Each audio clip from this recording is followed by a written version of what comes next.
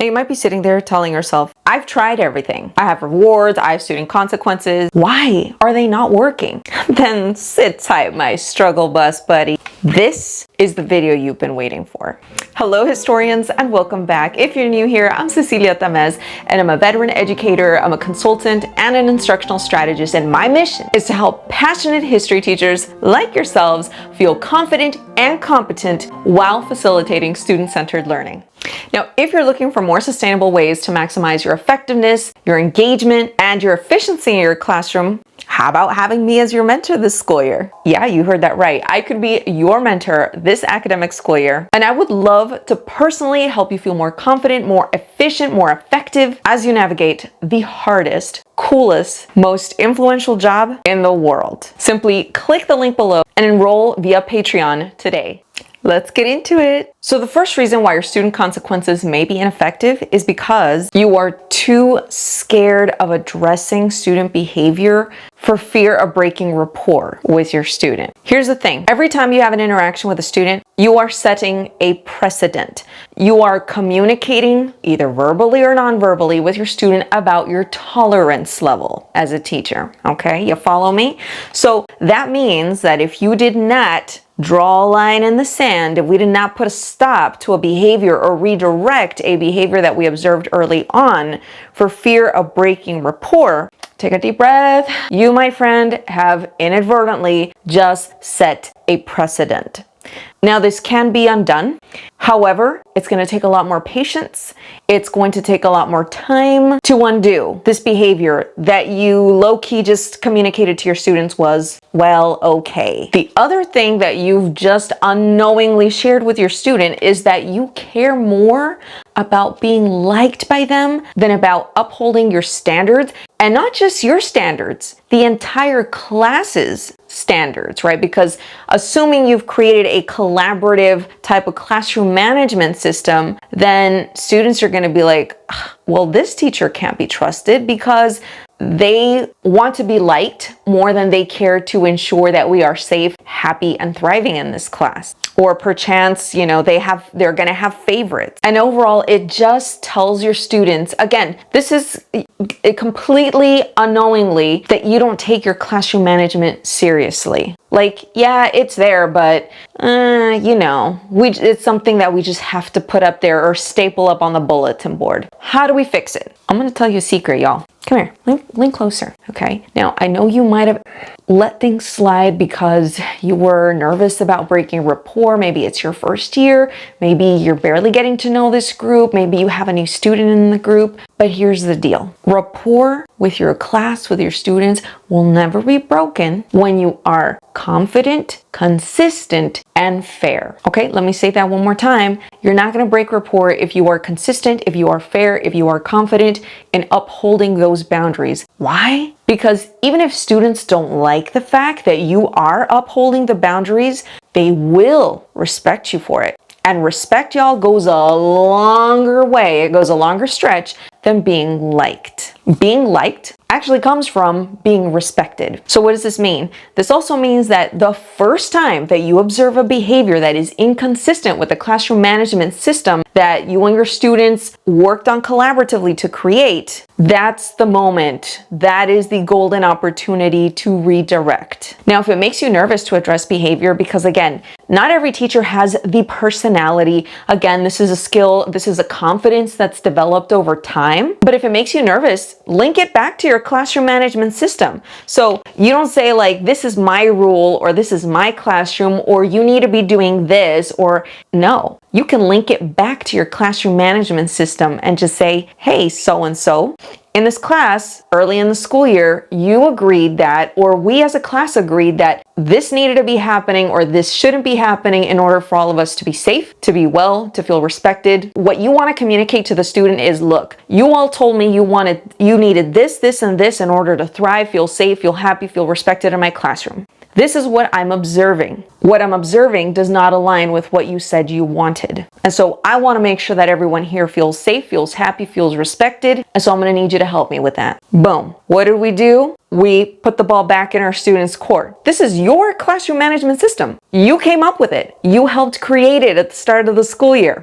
I'm upholding what you said you wanted. I'm reminding you of what you said you were willing to do so that all of us could be safe, happy, thriving, etc.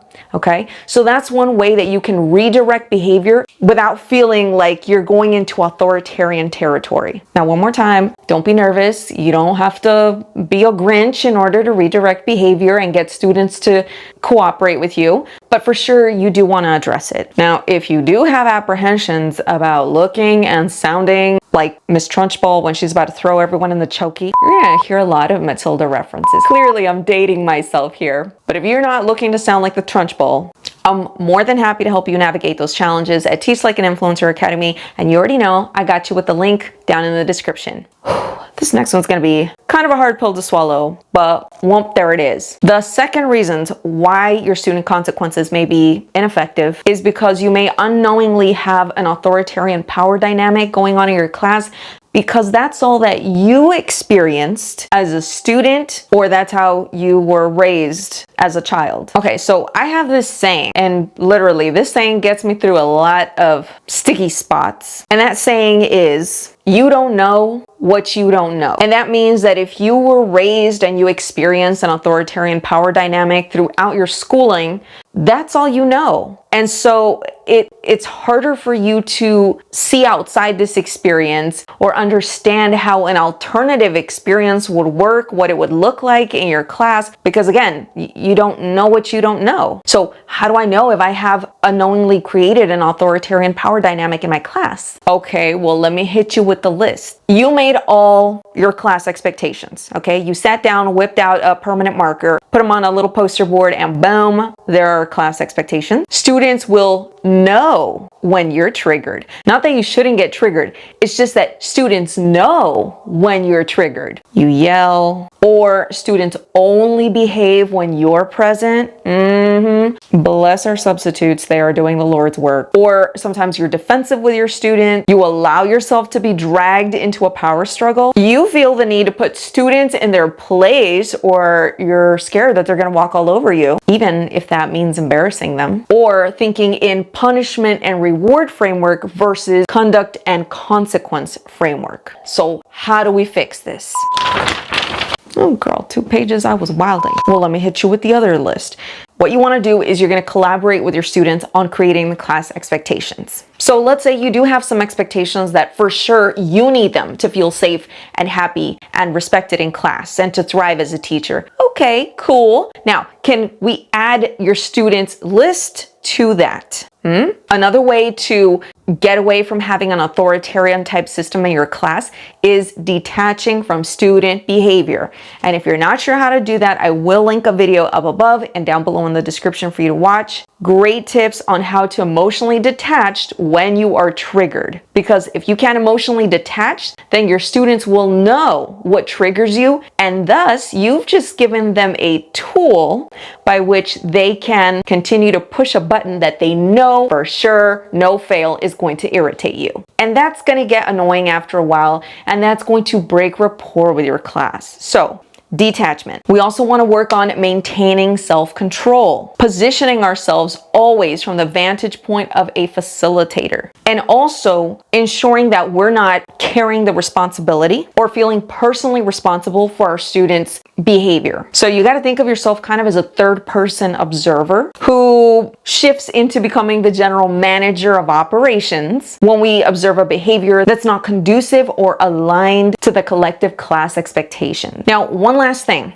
especially if we're having difficulty shifting into this new way of doing things, do not be afraid of student feedback. Students can tell you this verbally. They may even tell you this non-verbally, okay, with their attitude, their gestures. And I know that feedback is not fun to receive, but your students' willingness to participate and to please you, to move mountains for you, to get out of their comfort zone is going to reveal whether they trust, like, and respect you. Now, the third reason why your student consequences may be ineffective is because we let things slide and then we wonder why something keeps happening in our class. And I will tell you where this comes from. Okay, it's from firsthand experience.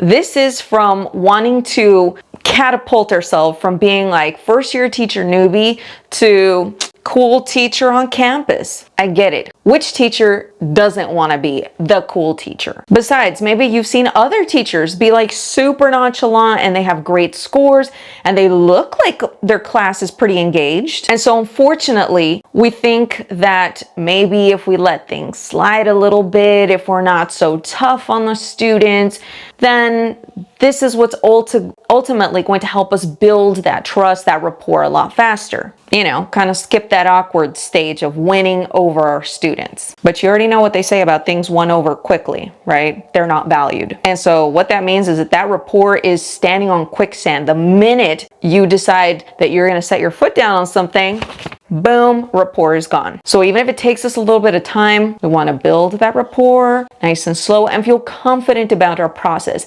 And remember, you're not going to rupture rapport with your students if you are what? Consistent, fair, and confident. Now, the other reason might be, well, maybe you're letting things slide because you have a high tolerance. Or maybe you worked at another school and you're like, oh, this isn't that bad. Or I'll just roll my eyes and sigh and maybe they'll get the picture that I wasn't too happy with that. Let it go this one time. Or maybe you convince yourself that this is you trying to, quote unquote, pick your battles. So since we're on that topic, which battles are worth fighting? So here's the thing. It's not about fighting battles per se, because sometimes even that really common catchphrase in education gives the wrong impression. It gives the impression that maybe you have to shift into an authoritarian mindset. But the truth is, all you're really doing when you're air quote picking your battles is essentially upholding the commitment that your class made to the expectations that you all collaboratively created. How do I know what things I need to address? How do I know which battles I need to pick? How do I know what commitments I need to uphold? As a general rule, anything that undermines the collaborative agreements or expectation of the class needs to be redirected or addressed. Okay, so how do I do it? How do I fix it? How do I not let things slide without not looking like an authoritarian? I don't want to make this too complicated. I got you. When you need to redirect, be firm but polite. Example, Dennis, I would really appreciate it if you insert action here. Thank you. Secondly, don't ask, direct. This goes with building that confidence. Remember, we said we cannot rupture rapport if we're confident, if we're consistent, and if we're fair. So a way to transmit this confidence is by not asking, but directing. Example, Dennis, my dear, go ahead and turn to page 232 for me, please. Yeah, that's where we're at. Wonderful. Thank you, dear. Again, it's never, would you please? Can you please? No, just go ahead and please do this for me. I would greatly appreciate it. Thank you so much, my dear. Again, firm, polite, direct. When we do need to redirect, we're going to give the directive, we're going to thank our student, and we're going to walk away. Why do we need to walk away? That's because we are, one, eliminating any type of confrontation. Two, when we stay positioned in front of our student, it's almost like and again, I'm telling you this from experience, I've learned every which way. But when we stay there, we inadvertently communicate to our student like, yeah, you gonna argue with me? You have something to say to me? So what does this look like? Example, Dennis, make sure that you're focused on the assignment that we need to get done. You have about 5 more minutes remaining with your team, and then I'll be calling the team leaders. Thank you, dear. And you walk away. The fourth reason why your student consequences may be ineffective is because you're trying to pick a battle for every single little thing, and you are needlessly expending energy on that. All right, so let me tell you a little something about supply and demand. If you are picking every battle, every single one with intensity, then no battle becomes important.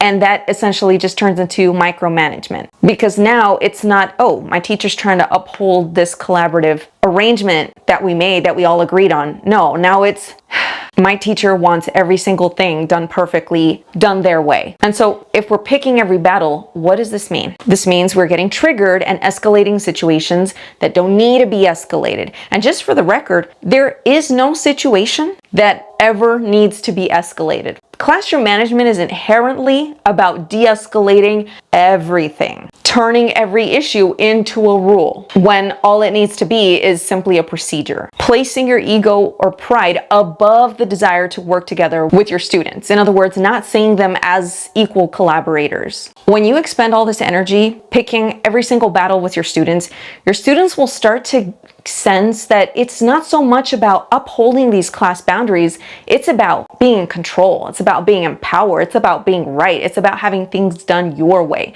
And so what is that going to create? Resistance. Now that's great if we're doing Pilates, but not if we're trying to manage our class and get, 30, 35 little souls to cooperate together to master some learning outcomes that they probably don't want to be studying to begin with. So how do we fix this? Your role, I told you, you're the general manager of operations. Your job is to assist your students in creating parameters and also including your own parameters. And then, believe it or not, let them fail. Let them self-direct, let them peer review, let them practice self-mastery. Now, am I saying, well, your classroom management strategy is have your other students police your other student? No, of course not. We are the facilitators. But what I'm saying is, if you have your expectations in a visible place, if you uphold them regularly, sometimes all students need is a nonverbal communication. You know what I'm talking about, okay? The I.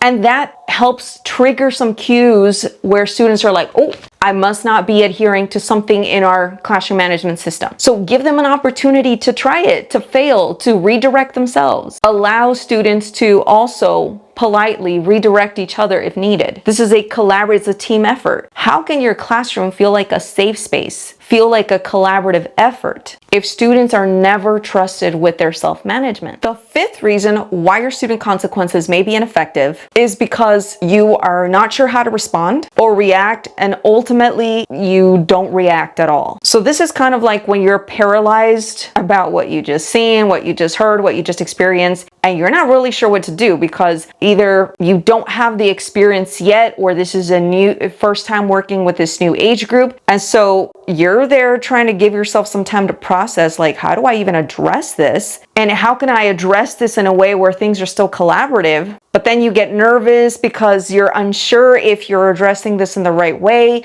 You get paralyzed and then you don't end up addressing it. I got a news flash. Even if you mess up, inaction is never the answer. We will grow and learn. Now, obviously, there's some commonsensical things, okay? Disclaimer, there's some I'm not just saying do whatever, okay? Even as teachers, we have parameters.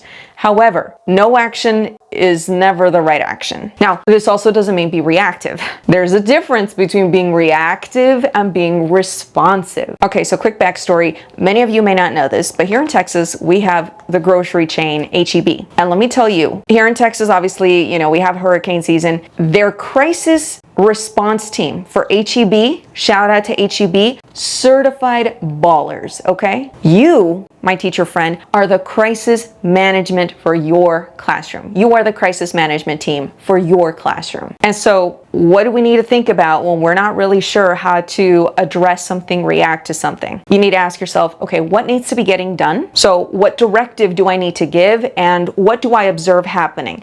Not what do I feel, what button did they push? No, just what did I observe, hear, witness, period. How is this action or behavior betraying our collaborative management agreement? What options could I offer this student so that X is accomplished? And again, in previous videos, I talk about the importance of offering options. When you have options available, you open door number 4 and you eliminate the student's options, which is either, I do this and I'm humiliated, or 4, I act up. So again, offer those options. And then the final thing to consider is, what can I proactively plan or prepare for next time to ensure that I don't create, support, or make this behavioral response more likely? As a rule of thumb, students will pick up on your insecurities, on your boundaries, and on your commitment to upholding your classroom expectations. So when you prioritize those expectations, you communicate to your students that you prioritize them. And this is why I have an entire module dedicated just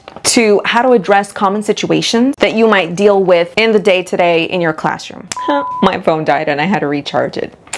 We're back. If you found this video helpful, I invite you to consider being a supporter of this channel by becoming a member of the League of Extraordinary Teachers, my exclusive history teaching community where we do monthly Q&As, where I share behind the scene content, first access, and so much more. You can also help me help other teachers by liking, sharing, and subscribing to this channel, and sharing this video with a teacher friend. As always, I'm rooting for you. You got this, and I got you.